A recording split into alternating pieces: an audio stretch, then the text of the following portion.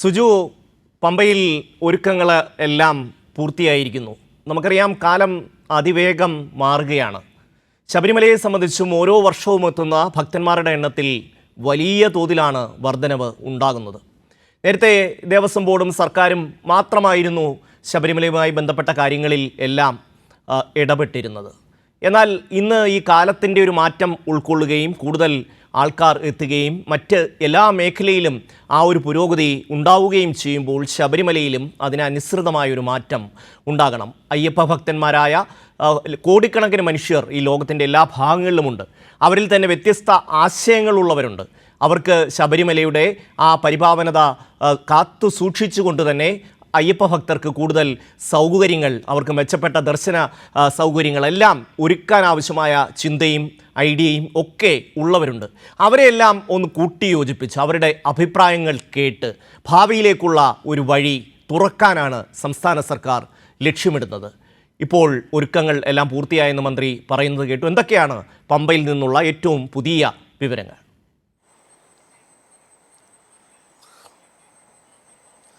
ഷമി, തീർച്ചയായിട്ടും സർക്കാർ ശ്രമിക്കുന്നത് അതുതന്നെയാണ്. അതായത് ശബരിമലയുടെ സമഗ്ര വികസനമാണ്.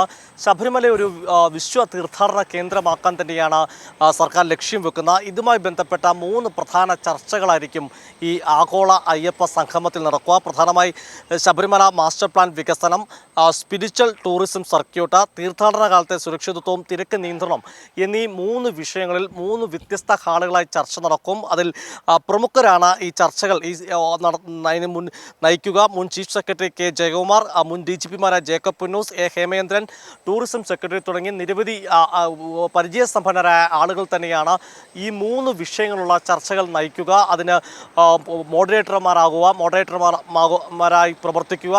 ഈ പങ്കെടുക്കുന്ന പ്രതിനിധികളിൽ പല ആളുകൾക്കും ഈ ചർച്ചയിൽ പങ്കെടുക്കാൻ അവസരവും സർക്കാരൊക്കും ഒരുക്കും. അങ്ങനെ ശബരിമലയുടെ സമഗ്ര വികസനത്തിനായി ഒരു ചർച്ചയ്ക്ക് വേദി ഒരുക്കുക, അല്ലെങ്കിൽ വ്യക്തമായൊരു പ്ലാൻ തയ്യാറാക്കാൻ സാധിക്കുക എന്നതാണ് ഈ ആഗോള അയ്യപ്പ സംഗമത്തിൽ കൂടെ സർക്കാർ ലക്ഷ്യമാക്കി വിടുന്നത്. ആ ലക്ഷ്യം പൂർത്തീകരിക്കാൻ സാധിക്കുമെന്നും ദേവസ്വം ബോർഡും അതുപോലെ സർക്കാരും കണക്കാക്കുന്നു. ഇത് നടപ്പാക്കുന്നത് തന്നെ ദേവസ്വം ബോർഡാണ്. ദേവസ്വം ബോർഡിൻ്റെ പ്ലാറ്റിനം ജൂബിലി വാർഷികത്തിൻ്റെ ഭാഗമാണ് ഇത്തരത്തിലൊരു ആഗോള അയ്യപ്പ സംഗമം സംഘടിപ്പിക്കുന്ന. തിരുവിതാംകൂർ ദേവസ്വം ബോർഡിൻ്റെ ആദ്യ പ്രസിഡന്റായി മന്നത്ത് പത്മനാഭനാണ് ആകുന്നത്. അതിനുശേഷം നമുക്കറിയാം ദേവസ്വം ബോർഡിൻ്റെ ചരിത്രം. ആ ചരിത്രത്തിൽ ദേവസ്വം ബോർഡിനെ സംബന്ധിച്ചോളം ഏറ്റവും പ്രധാനപ്പെട്ട ക്ഷേത്രങ്ങളിലൊന്ന് തന്നെയാണ് ശബരിമല ക്ഷേത്രം തിരുവിതാംകൂർ ദേവസ്വം ബോർഡിന്. അതുകൊണ്ട് തന്നെയാണ് ഇത്തരത്തിലൊരു ചർച്ചയിലേക്ക് കാര്യങ്ങൾ നയിക്കുന്നത്. അതിൻ്റെ എല്ലാ ഒരുക്കങ്ങളും പൂർത്തിയായി. 3 പ്രധാന വേദികളുണ്ടാകും. ഒന്ന് ശ്രീരാമ സങ്കേതം ഓഡിറ്റോറിയം പമ്പയിലെ, മറ്റൊന്ന് പ്രധാന വേദി, അവിടെയാണ് മുഖ്യമന്ത്രി ഉദ്ഘാടനം ചെയ്യുന്നത്. വലിയ ജർമ്മൻ പന്തലാണ് അതിനായി ഒരുക്കിയിരിക്കുന്നത്. പടുകൂറ്റൻ പന്തൽ തന്നെയാണ്. മറ്റൊന്ന് ഹിൽ ടോപ്പിലും. അങ്ങനെ ഹിൽ ടോപ്പിലെ 3 വേദികൾ. സമീപത്ത് തന്നെ ശുചിമുറിയുടെ പ്രത്യേക പന്തലുണ്ട്, തയ്യാറാക്കിയിട്ടുണ്ട് താൽക്കാലിക അടിസ്ഥാനത്തിലുള്ളത്. അതുപോലെ ഭക്ഷണം നൽകാൻ വേണ്ടിയുള്ള പ്രത്യേക സജ്ജീകരണങ്ങൾ. അങ്ങനെ വരുന്ന പ്രതിനിധികൾക്ക് 3000-ലധികം ആളുകൾ ഇതിൽ പങ്കെടുക്കും. 4500ഓളം രജിസ്ട്രേഷൻ പൂർത്തിയായിരുന്നു. എന്നാൽ അതിന് പങ്കെടുക്കുന്ന പ്രതിനിധികൾക്ക് ലിമിറ്റ് ഉണ്ടായിരുന്നു. അതുകൊണ്ടാണ് ഇത്തരത്തിലുള്ള കാര്യത്തിലേക്ക് എത്തിയിരിക്കുന്നത്. എന്തായാലും ശബരിമലയിലെ ഈ ആഗോള അയ്യപ്പ സംഗമത്തിൽ പമ്പയിലാണ് നടക്കുന്നത്.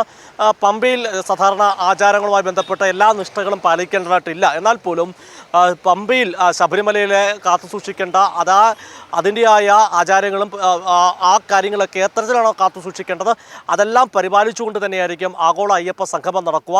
വിദേശത്ത് വരുന്ന പ്രതിനിധികൾക്കൊക്കെ എല്ലാ സൗകര്യങ്ങളും ഏർപ്പെടുത്തിയിട്ടുണ്ട്. മറ്റ് എടുത്തു പറയേണ്ടതാണ് കേരളത്തിലെ ഹൈന്ദവ സംഘടനകൾ, പ്രബല സമുദായ സംഘടന SNDP, NSS, KPMS, അതിൽ Vellappally Natesan SNDP general secretary Vellappally Natesan പങ്കെടുക്കുമെന്നാണ് കരുതുന്നത്. KPMS, കേരള ദളിത് ഫെഡറേഷൻ തുടങ്ങി അങ്ങനെ കേരളത്തിലെ എല്ലാ സാമുദായിക സംഘടനകളും ഹിന്ദു സംഘടനകളൊക്കെ തന്നെ ഇതിൽ പങ്കെടുക്കുന്നുണ്ട്. അവരുടെ എല്ലാം പിന്തുണ നൽകിയിട്ടുണ്ട്. അങ്ങനെ കേരളത്തിലെ അയ്യപ്പ വിശ്വാസികളുടെയും തീർത്ഥാടകരുടെയും അവരുടെ താല്പര്യങ്ങൾ സംരക്ഷിച്ചുകൊണ്ട് തന്നെ ശബരിമലയുടെ സമഗ്ര വികസനത്തിന് ഉതകുന്ന തരത്തിലെ ചർച്ചകളുമായിരിക്കും ഇവിടെ നടക്കുക. ഷമി, സുജു, നമുക്കറിയാം ഇതുമായി ബന്ധപ്പെട്ട് പല ഭാഗങ്ങളിൽ നിന്നും ചില എതിർപ്പുകളൊക്കെ ഉയർന്നു വരുന്നുണ്ട്. പക്ഷേ കേരളത്തിലെ ബഹുഭൂരിപക്ഷം വിശ്വാസികളും ഈ അയ്യപ്പ സംഗമത്തെ ഏതാണ്ട് പൂർണ്ണമായും ഉൾക്കൊള്ളുകയാണ്. നേരത്തെ സുജു പറഞ്ഞതുപോലെ സാമുദായിക സംഘടനകളെല്ലാം അതിന് പിന്തുണ പ്രഖ്യാപിക്കുന്നുണ്ട്. ഒപ്പം തന്നെ മറ്റ് മേഖലകളിൽപ്പെട്ട ആൾക്കാർ ഇതിന് ഒരു എല്ലാ ഐക്യദാർഢ്യവും പ്രഖ്യാപിച്ചുകൊണ്ട് വരുന്ന ഒരു സാഹചര്യം. നമുക്കറിയാം, പലപ്പോഴും ഈ ദർശനത്തിനെത്തുന്ന ഭക്തന്മാർ അവർ പല മേഖലയിൽ നിന്നുള്ളവരാണ്.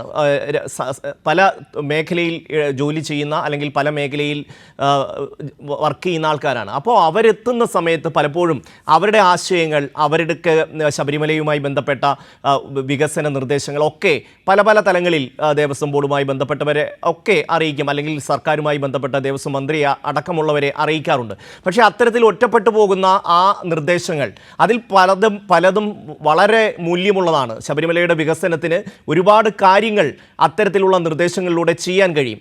അതെല്ലാം ഉൾക്കൊണ്ടും അത്തരം നിർദ്ദേശങ്ങൾ എല്ലാം മനസ്സിൽ വെച്ചുകൊണ്ടുമാണ് ഇത്തരത്തിൽ എല്ലാവർക്കും പങ്കെടുക്കാൻ കഴിയുന്ന, അവരുടെ നിർദ്ദേശങ്ങൾ വെക്കാൻ കഴിയുന്ന. ഇവിടെ ചിലർ പറയുന്നത് പോലെ അതെന്തോ ഒരു ഫണ്ട് സമാഹരിക്കാനുള്ള ഒരു വേദിയാണ് എന്ന മട്ടിലാണ് സംഘപരിവാറുമായി ബന്ധപ്പെട്ട കുറേ ആൾക്കാർ പ്രചരണം നടത്തുന്നത്. അവർക്ക് ഒരുപക്ഷെ ഇടത് സർക്കാർ ഇത്തരത്തിലൊരു പരിപാടി, ശബരിമലയുടെ ഒരു വികസനം കൊണ്ടുവരുന്നു, കൂടുതൽ മെച്ചപ്പെട്ട ദർശന സൗകര്യങ്ങൾ ഒരുക്കുന്നു, ഇതൊന്നും അവർക്കങ്ങോട്ട് ഉൾക്കൊള്ളാൻ കഴിയുന്നില്ല. സുജു,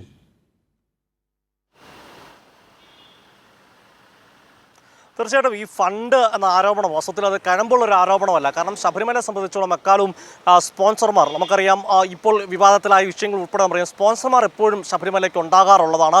അതിൽ പൊതുവേ ഒന്നുമില്ല. ഗുരുവായൂർ ദേവസ്വത്തിലാണെങ്കിലും അങ്ങനെ കേരളത്തിലെ ഏത് ദേവസ്വം ബോർഡ്, ഇപ്പോൾ തിരുവിതാംകൂർ ദേവസ്വം മാത്രമല്ല മറ്റ് ദേവസ്വം ബോർഡുകളും സ്പോൺസർമാർ ആരാധനാലയങ്ങൾക്ക്, അത് ശബരിമല ക്ഷേത്രം മാത്രമല്ല ഏത് വിശ്വാസ കേന്ദ്രങ്ങളാണെങ്കിലും അതുമായി ബന്ധപ്പെട്ട വിശ്വാസികൾ ആ വിശ്വാസ കേന്ദ്രങ്ങൾക്ക് സ്പോൺസർ ചെയ്യുക എന്നുള്ള പതിവുള്ള കാര്യമാണ്. അതിലൊക്കെ ഏറ്റവും പ്രധാനപ്പെട്ട കാര്യം എന്ന് പറയുന്നത്, വേണമെങ്കിൽ ദേവസ്വം ബോർഡിന് ശബരിമല മാസ്റ്റർ പ്ലാൻ മാത്രമല്ല ശബരിമലയുടെ വികസന പ്രവർത്തനങ്ങൾ ദേവസ്വം ബോർഡിന് പ്ലാൻ തയ്യാറാക്കി അതുമായി മുൻപോട്ട് പോയാൽ മതി.